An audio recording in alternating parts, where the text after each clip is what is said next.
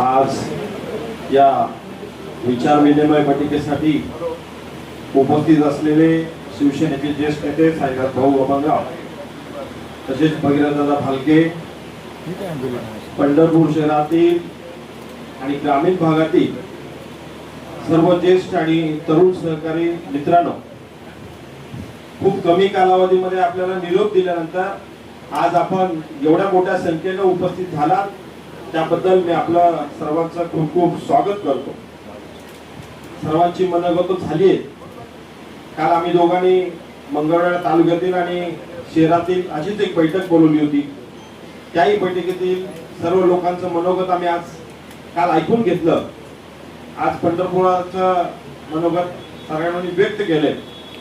मित्रांनो, खरी गोष्ट आहे, आपल्या विचारांना सहकार्य करणारे जी लोक असतील, विचारांचे बरोबर चालणारे लोक असतील, काही खेड्यातल्या ग्रामपंचायती असतील, शहरातील लोक असतील, त्या वार्डातील लोक असतील, त्या लोकांचा होणारा त्रास आम्ही प्रत्येक जण कानावरती येतोय, ऐकतोय, बघतोय। त्या प्रत्येक माणसाला पोलीस स्टेशन असू द्या, तहसील असू द्या, लाईट बोर्डाची काम असू द्या, प्रत्येक माणसाला त्या त्या पद्धतीचा त्रास दिला जातो। आपल्या विरोधात लढलेली सत्ताधारी माणसं आहेत, आपली माणसं स्वाभिमानी आहेत, त्यांचा स्वाभिमान टिकला पाहिजे। तरी पण कामं तर झालीच पाहिजे आणि कामं करण्यासाठी नाविलाज असतो।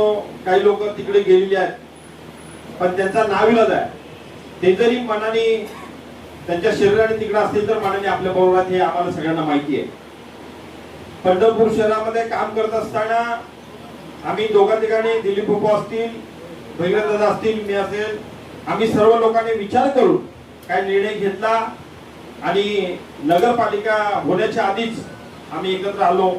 त्याचा रिझल्ट या पंढरपूर शहरातील लोकांनी चांगल्या पद्धतीने आपल्याला दिला।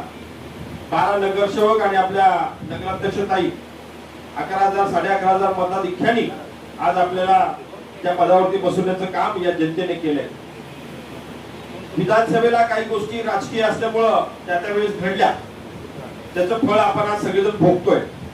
आम्ही तिघांची मतं केली तर आपलाच आमदार आणि आम्ही आज तिघजण मिळून फिरतो तर एक आमदार म्हणून फिरतोय।